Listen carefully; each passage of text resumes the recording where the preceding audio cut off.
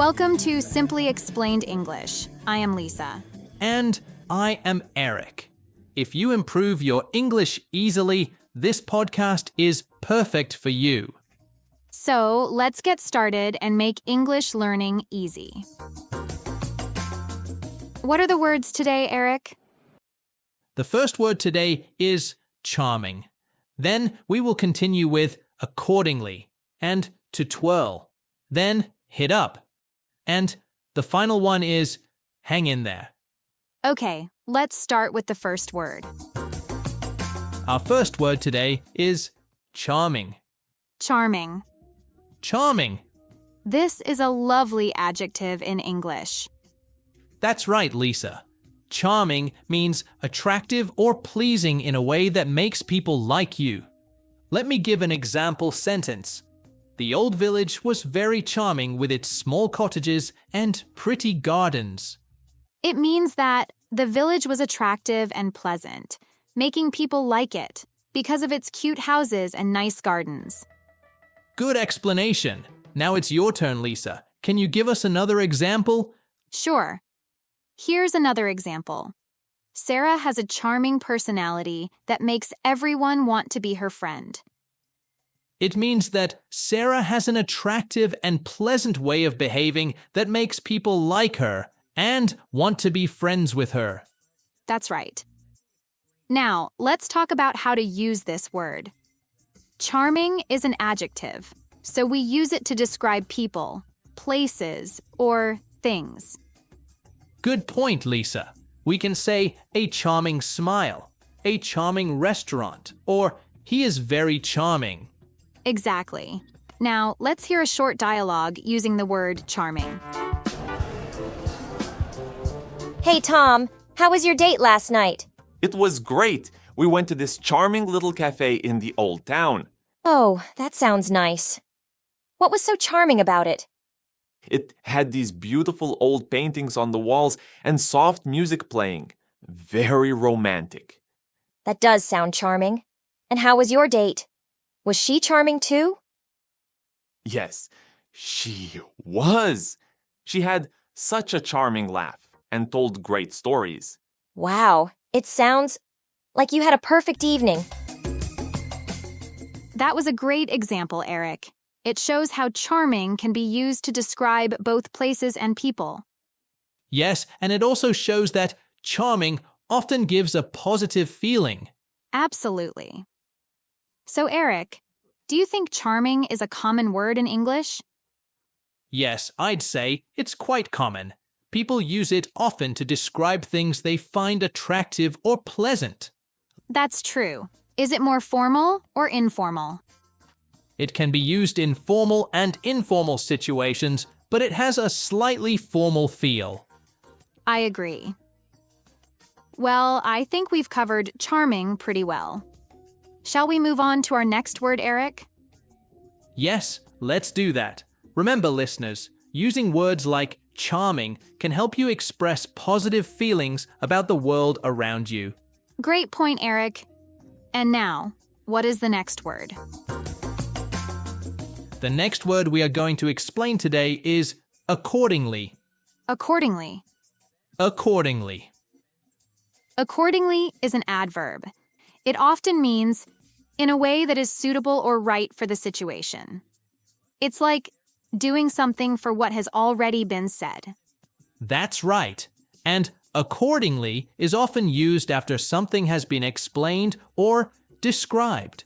For example, she studied hard for the exam and accordingly she passed with high marks.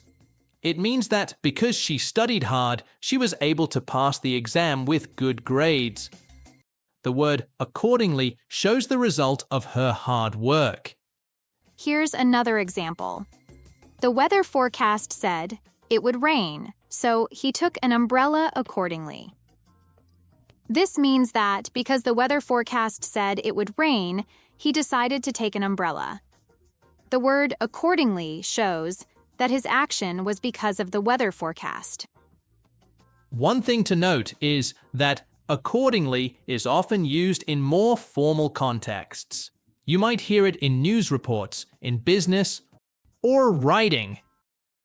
Yes, that's a good point. Accordingly usually comes after the main action or event has been explained, and it connects that event's results. Now, let's see accordingly in a short dialogue. I heard the weather might be bad tomorrow. We should check the forecast tonight and plan accordingly. Good idea. If it's going to rain, we can reschedule for next week. In this dialogue, John says, "We should check the forecast tonight and plan accordingly." It means they will make their plans based on what the weather forecast says. Exactly. If the forecast says rain, they will change their plans. Accordingly connects the forecast with their decision. Do you think accordingly is a common word, Lisa? You wouldn't hear it as much in everyday casual conversation, but it's definitely a good word to know for more serious situations. That's true. And because it's more formal, it can make your writing or speaking sound more polished and professional. Exactly. So remember everyone, accordingly is a great word to use when you want to show that something is done based on a situation or information. Well said, Lisa. That's all for our explanation of accordingly. Let's move on to our next word. The next word today is to twirl. To twirl. To twirl. Eric, can you explain what to twirl means? Yes, of course. To twirl is a verb that means to turn something or someone around quickly, usually in a circle. For example, you can twirl a pen around your fingers or twirl a skirt around your body. That's a great explanation, Eric. Now, let's give our listeners some example sentences so that our listeners can understand better. Can you give us the first example sentence, Eric? Sure. Here's an example sentence. The little girl loved to twirl around in her favorite dress. It means that the girl enjoyed turning around in a circle while wearing her favorite dress. That's a lovely example, Eric. Now it's my turn. The dancer twirled her partner around the dance floor. It means the dancer turned her partner around in a circle while dancing together. And now, let's listen to a sample dialogue about the word to twirl. Olivia, I love this dance move. Can you show me how to twirl around like that? Of course, Emma. First, you need to stand with your feet together. Then, twirl around in a circle while keeping your arms extended. Wow, that looks easy. Let me try. Whee! I love twirling around like this. See? I told you it was easy. Now let's twirl around together. Now, let's talk about the word twirl. What do you think about the word to twirl, Lisa? Well, Eric, I think to twirl is a useful word because it's a fun action that people do in many different situations, like dancing or playing with kids. It's also a great way to describe a movement that's lively and energetic. That's a great point, Lisa. And do you think to twirl is a formal or informal word? I think to twirl is an informal word. It's not a word you would typically use in a formal setting, like a business meeting or a formal speech. I agree, Lisa. To twirl is definitely an informal word. Well, that's all the word twirl. Let's move on to our next word. Sure. Our next word is hit up. Hit up. Hit up. To hit up means to contact someone, usually by phone or message, or to visit a place, like a store or restaurant. It's a casual phrase often used among friends. Now, let's go over some example sentences to make it clearer. The first example sentence is, I'll hit you up later to make plans for the weekend. It means that I will contact you later to talk about what we should do during the weekend. Good example. Here's another one. They decided to hit up their favorite coffee shop after work. It means that they decided to visit their favorite coffee shop after finishing work. It's important to note that hit up is an informal phrase, so you wouldn't use it in formal situations, like talking to your boss. It's more for casual conversations with friends or family. Exactly. And when using it, remember it's always followed by the person you're contacting or the place you're visiting. For example, hit up someone or hit up a place. Yes, Lisa. Now, let's listen to a short dialogue using hit up. Hey, do you want to hit up the new pizza place tonight? Sure, I'll hit you up after I finish work, and we can go together. Sounds good. I've heard great things about it. Me too. I can't wait to try it. That was a nice and simple dialogue. Hit up is really useful when you want to talk about making plans or visiting places, don't you think? Definitely. It's a handy phrase, especially when texting or chatting with friends. Do you think hit up is very common, Lisa?